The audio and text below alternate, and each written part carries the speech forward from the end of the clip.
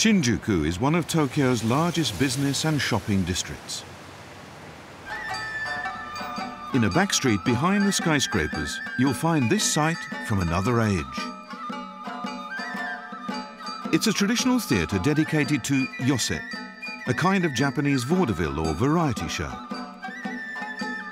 As well as the rows of regular seats facing the stage, there are raised areas along each side where the audience sits on tatami mats. A typical program will include a wide variety of acts. You can watch scissors wielded at lightning speed to cut paper into complex patterns. An old-style musical comedy act. Or a pair of astonishingly dexterous jugglers. But one thing included in every yose program is Rakugo. This features a single performer sitting on a cushion relating a humorous story. Rakugo props are very simple, just a folding fan and a small cotton cloth. The fan can, of course, be used for its original purpose. But it plays many other roles too. For example, it can be the chopsticks as he simulates eating noodles.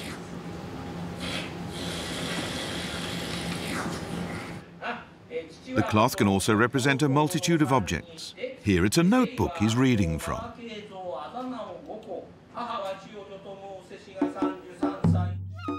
Rakugo was invented in the 17th century. Hugely popular among the common people, it rapidly developed an extensive repertoire.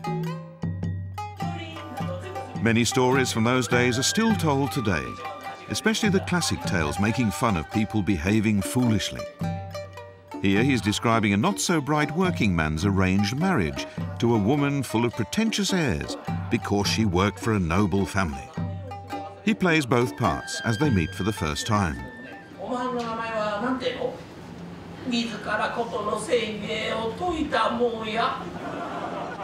For the female role, he switches to feminine gestures and voice.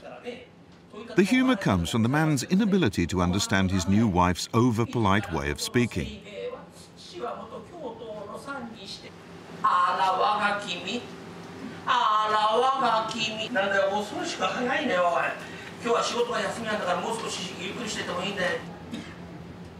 Rakugo tales are mostly conversations, and the skill is to switch smoothly between characters. In the world of comedy, it seems rather rare to have one person playing all the characters in a humorous story as we do in Rakugo. I think we have a special culture here that I hope will be discovered by more people worldwide.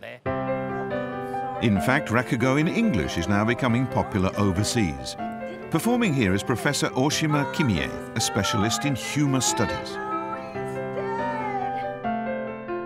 Translating Rakugo into English led her to start performing herself, and she's now demonstrated Rakugo to audiences in many countries. In my experience, funny stories about foolish behaviour have a universal appeal. They always get a big laugh from audiences in every country I go to. We asked Professor Oshima to demonstrate a Rakugo that pleases overseas audiences. She chose the story of a foolish man who finds a dead body and mistakes it for that of his friend. Thank you very much, ladies and gentlemen. He goes to his friend's house. The friend is also none too bright. Come on, it's Hachi. You're dead! What? Yes, you are. I saw you dead. Really? I don't feel dead, really. How did I die? Oh, I don't know. You were by the river. Their nonsensical conversation is always a crowd pleaser. In the end, the friend goes back with him to pick up the body. You know what, Hachi? Now I'm really confused. This dead man is for sure me, but who am I picking up my own body? Laughter is something that transcends culture and nationality. I believe that just the simple act of laughing together can bring us closer to our fellow human beings. Rakugo, connecting the world through the universal power of laughter.